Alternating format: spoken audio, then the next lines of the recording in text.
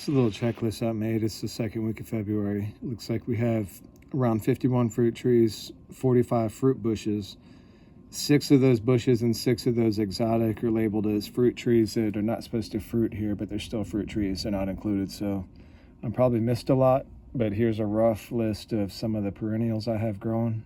My quarter-acre subdivision yard. All right, I'm sitting on the front porch. I'm going to go through and see if I can look at what I've got mostly grown. This used to be mulch, but I just made my first attempt at grass seeding. Get the kids something to sit in because they don't like sitting in the mulch. Okay, first thing we're going to do is take a look at the bottle gourds, which I'm turning into projects. These are half of the gourds that I saved off of one plant from the front yard last year. The other half of the gourds were gone, tossed away. You know, coming from the backyard down here on the sidewalk, we get tons of runoff water flowing down back into the streams, and it's brown water carrying a lot of the compost tea. I wanted to keep it, so I dug down some type of water catchment system. I'm hoping it works, where the water will go down in here, percolate between these little rocks, and then feed the left and the right. So here's a peach tree that I got. It's never flowered or fruited. This might be the first time. It's looking pretty big. Don't know the variety. I bought it potted for 20 bucks, and it's starting to get pretty big. Second year in the ground now. And over here we have a blueberry bush. I'm not going to name all the blueberries because there's too many, but there's 1, 2, 3 blueberry bushes. And I just put in a Chicago hardy fig, very small, and then a muscadine right here on the fence, very, very small. So let's start off in the front yard, going back to the front. Now I've got some type of Korean pear, been in the ground, not sure what it is. I've got a few. I should have kept the labels, but I just know I like Korean pears. Sage here, another sage right there, 2 phenomenal lavender. We have another Korean pear, or Asian pear, not sure the exact variety right here. Blueberry bush. And we have a pretty big nectarine here, still completely dormant, which I'm happy about because, you know, it's only February. We get late frost. Coming down here, we have one of the cherry trees. It's probably the Bing Rainier or the Royal Rainier. I've got all 3, just not sure which one this one is. Not sure how to prune it. I probably messed it up. Honeycrisp apple. I've got some fruit spurs here. I'm still learning how to tell what fruit, what wood, what buds, all that stuff, whatnot. So we come on closer to the front. We've got the Honeycrisp apple. We have a second apple right here. I don't know the variety. And then we have a third apple right here. Don't know the variety of this one either. I can't remember. I've got quite a few apples. Another blueberry here, pink lemonade. Another pink lemonade blueberry. Continue walking through the front yard. We've got a black Slitza currant. And we have one of my 3 pawpaws. Now this one is only up to my knee. It's very small, but it survived. It's doing well. And I don't expect anything out of that for a while. So if we come up into the backyard, we've got one of my loquats right here, right next to the loquat. Navajo thornless blackberry. Another blueberry bush right here.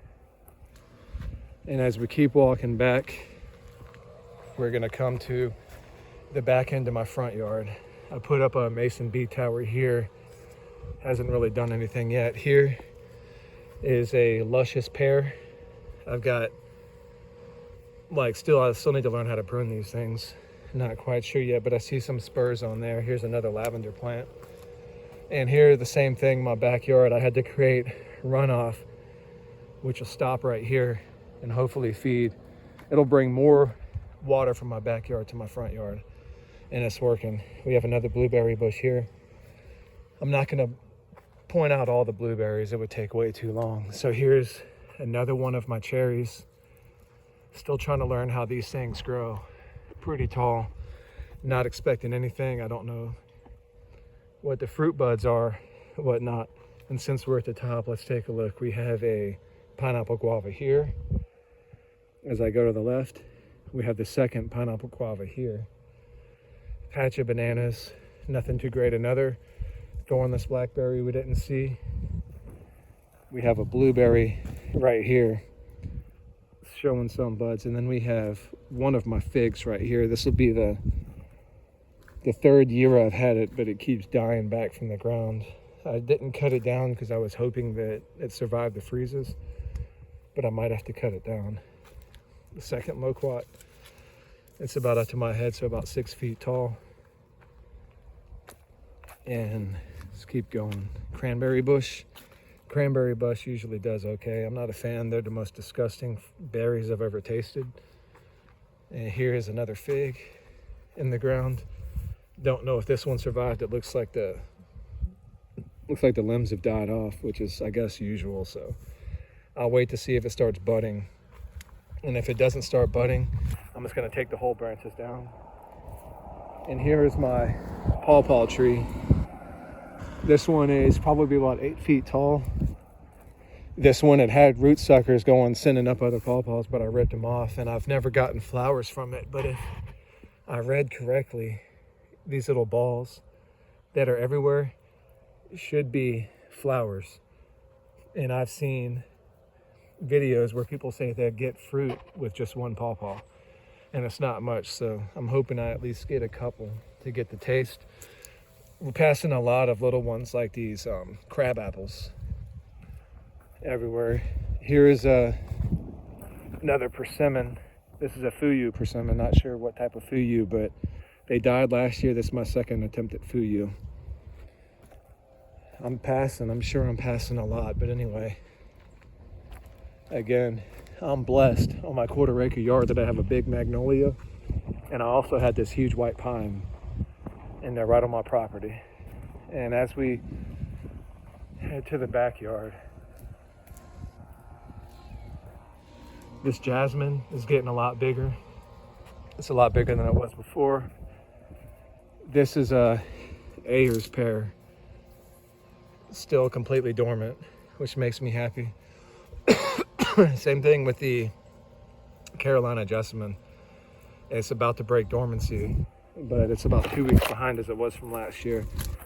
There's some words of wisdom. Keep in mind when you come in. Now for the backyard. Made some changes here in the backyard. So first thing when we come in, we've got a blueberry bush, a contender peach. Contender peach still looks pretty dormant. Another blueberry bush here. Our first pluot, spring satin pluot, right here. And then we have a Liberty apple, which is taken over. And as you can tell, the first pluot, buds are turning green already. So that's got to go. Now, take another look to the left. We have another pear tree. This is the Moonglow, still completely dormant, which is good. As we keep walking down the path, we have a thornless blackberry, another blueberry, and blueberry, blueberry, blackberry, blackberry, blueberry, and it goes on. So we have a peach here, and this is an Alberta peach. I was sent 2 Alberta peaches. They're still completely dormant. So we've got the first Alberta peach here, the second Alberta peach right here, still completely dormant. And if we continue on the top back of the yard, we have a sea berry right here, nitrogen fixer. Not sure the variety anymore. Another loquat right here. And the chickens are back in production now. We're back up to 4, so we've got these 2, which are the OGs, that new one, and this little tiny one back here. Okay, now step back to this apple tree. Tons of fruit spurs, but it's still dormant. And if we turn around, this peach, or this pluot tree, which I've been on the fence about, it's hard to take it out when it buds like this. I can't explain, I can't show it, but the amount of fruit buds, flower buds on this tree is ridiculous. Like I can't seem to get rid of it, and I'm finding out that the same clusters fruit for more than 1 year. So I'm still learning this piece of wood fruited last year all over here. So if we take a look back down, just to give an overall view of the backyard, what everything's doing. Now we have these silverberries, which are going to come out. I'm not going to be ready for how big they are. And here, I know I'm all over the place, but here's a native plum or a Chickasaw plum. I'm thinking these are going to take over my pluots because these are still dormant. But if I go to my next pluot, check this one out. Just the amount of buds, and it's already started to flower. You know, we're in February, not even February 14th yet. And the amount of buds on this tree is just insane. But this one seems to survive the freezes just well. Never has a problem. It holds fruit, survives. So I'm going to keep it. I've seen it survive and hold its flowers all the way down to 27 degrees. So we're going to keep this one. Right next to it, we have another pluot. And this one's just starting to wake up. So this is the Dapple Supreme and the Flavor Supreme, I believe, or the Dapple Dandy and Dapple Supreme. These two. Now if we turn down here, we have another unidentified peach. This one was given to me by a friend and it's filled with buds. This one actually fruited last year and it kept all the fruit, but the bugs got them. So it was unfortunate. Now, these right here are two apium trees. This apium and this apium. Last year they fruited and flowered way too early and they lost all their little fruits at 32 degrees. No hardiness at all for the fruits. They're barely starting to wake up. Flowers are starting to turn pink. And skip this one. This is a Korean giant Asian pear, still completely dormant. Walk backwards for a second. Back to the back porch. See if I forgot anything. Oh, of course I did already. So, the grapevine here, which has gone up, it survived, it's climbed up on top of the trellis. It'll stay there. We also forgot to mention the kiwi vine. We've got a male and a female for regular kiwi, but I move the plants every year. So it's pretty much their first year in the ground since I just moved it. All right, the regular grapevine, I'm still learning how to prune these. So I left all these little nubs. I don't know if y'all call them spurs or what, not thinking whatever, but then I just saw a video where they said I need to leave 1-year-old canes because those are what fruit. So live and learn, whatnot. These are seeded red grapes, which I didn't want anyway. However, I'll take them, you know, because they're tough anyway. So these two pluary trees or apiums, whatever they are, we'll wait and see if they survive or not. Many plants are still starting to come up. This one right here is the false art, well, cardoon. Some of those will pop up. This one right here is my Bartlett pear. Completely dormant, a little tall. Pruning doesn't stop it. Everything on a door fruit stock just doesn't, I guess it just doesn't care. Blueberry bush here. Blueberry bush here. Blackberry bush behind me that I missed. This is a Siberian pea shrub right here. Indian blood peach right here that I put in because I noticed that when all my trees were flowering, this one was still dormant at the nursery. And it made me feel like I had a hard tree or a hardy tree that wouldn't flower too early. So I picked it up. This is my Forsythia. And here I have a male sea berry. And I have another sea berry here, the Frugana sea berry, another blueberry. And of course I passed another tree. This is my Ichikajiro, some type of persimmon. I'm not sure. Ichikajiro something, or it could be the Saijo. I'm not sure what happened to my Saijo. And here's my small Frugana sea berry. Hasn't done anything for a long time, but it's still alive. Here's my beautyberry. I don't know what we at on the amount of perennial plants at, but I'm pretty sure it's far. So right here, we have a buffalo berry. Never heard of it. I had two, but it survived the dogs. So looks like we're gonna get to see what a buffalo berry is. Coming to here, we have another one of my Chickasaw plums. I think it said Chickasaw. It sent me a pair, said they were native plums. And my Santa Rosa plum. It's never flowered before. It's never fruited. It's been in the ground for almost 4 years, but now when I come for the first time, I'm seeing the amount of buds on this tree. This has never happened before. So I'm guessing, I mean, seriously, it's every branch is covered in flower buds, and this has never happened before. I thought about taking this tree out because it wasn't doing anything, but it's getting large, and I guess year 4 is a magic year because this will be its 4th year once I hit the middle of the year. And maybe that's what it needed. Maybe it needed the 4 years. Anyway, let's come back down.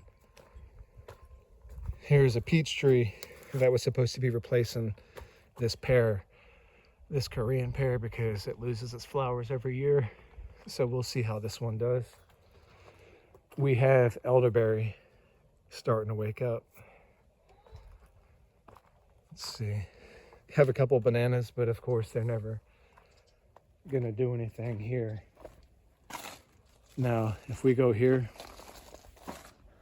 to the side yard, we have the Colette, I believe, Colette pear, which is supposed to be an ever-bearing or multiple flowering, which I think might work here. So then we have the other Orient pear. We've got 3 of these, and this one was coming out because produces too early and loses to late frost. But maybe it'll toughen up as the roots get larger, the soil gets better. And I think these are fruit spurs, not sure.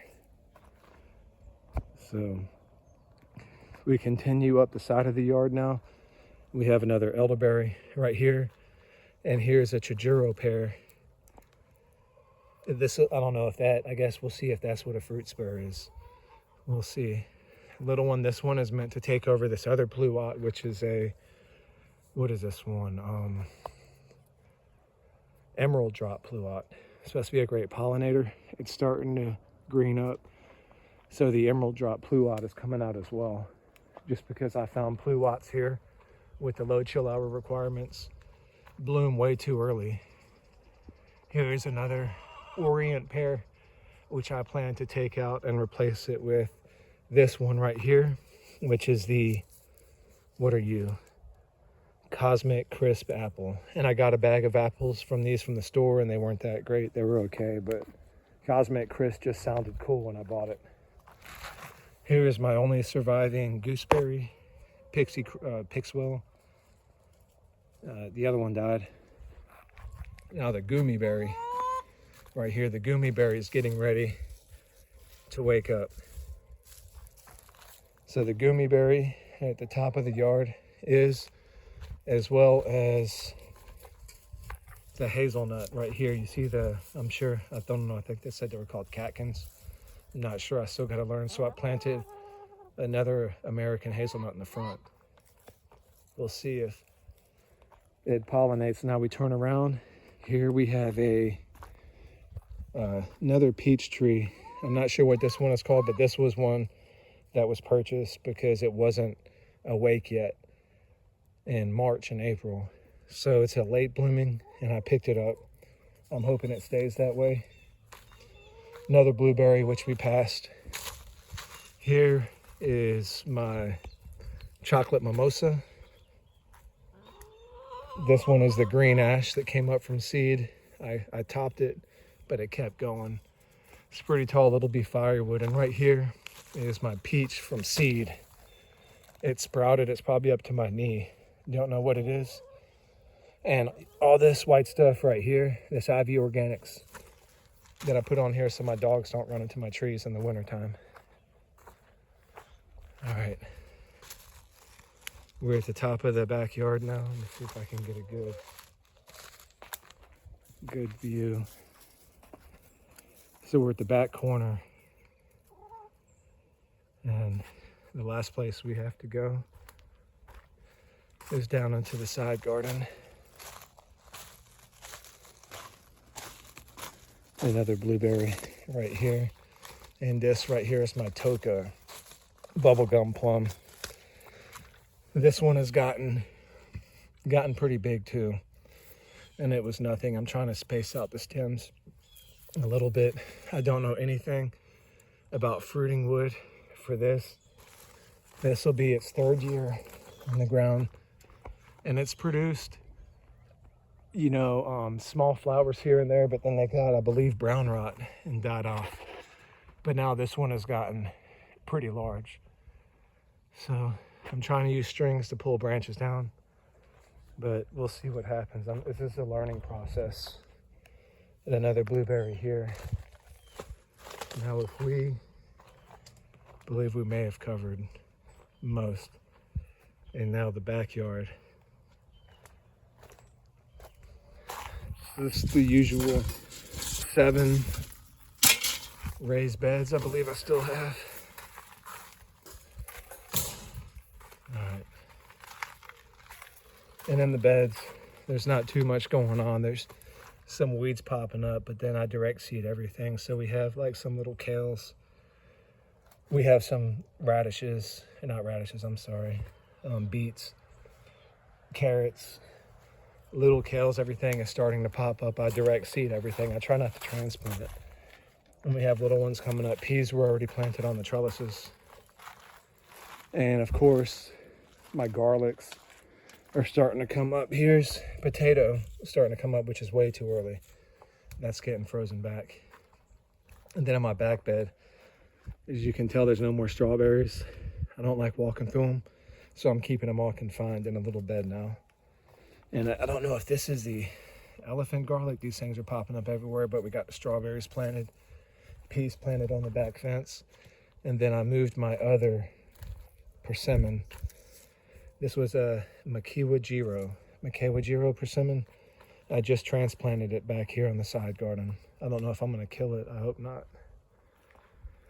And then as we go, small strawberry, but we've got a blueberry, a blueberry, a blueberry, a blueberry. And this is my Bonanza peach tree. The amount of flowers on there, and it's only about 4.5, 5 feet tall. Last year it choked itself out with too many fruits, so I'm going to take care of it this year. And I'm pretty sure I've covered mostly everything. It's 23 minutes long. I know my voice isn't great. Here's something else that caught me by surprise is most of my kale had hollow stems and had to be ripped out. That's never happened before. So all these beds are prepped. They're ready to go for spring. But the last tree, I believe, oh, I'm sure I missed so many. I just can't wait for spring to be here. So everything is dormant except the pluots. So those pluots may have to come out. And this one might be a little bit of a joke. But this is my 3rd pawpaw. So you're gonna be a few years behind, but I have to treat it well. It came from a seedling. Here's another blueberry bush. Hard to tell because a dog ripped it up. But I think that's about it. I can go through tons of tiny plants I forgot, but we're getting so close to spring. It's here, so yeah, 100 perennials on the 1/4 acre, and some will stay, some will go. And I think when it's all said and done, as the learning process goes on, I may decide to keep it at about 10 to 15 fruit trees, all multi-grafted, if I can pull that off. And part of that will be to stick with the strongest trees and then graft similar cultivars onto them and just cover the rest with shrubs. I'm not sure yet, but I know that I can't add mulch forever. We are now at 20 dump truck loads through chip drop on the 1/4 acre. And while it's improving the soil, it's also raising the ground level. And I may not be here forever, and I can't assume that the people moving in want this forest garden. But anyway, we're about to start spring, and this is the planned inventory of the backyard so far.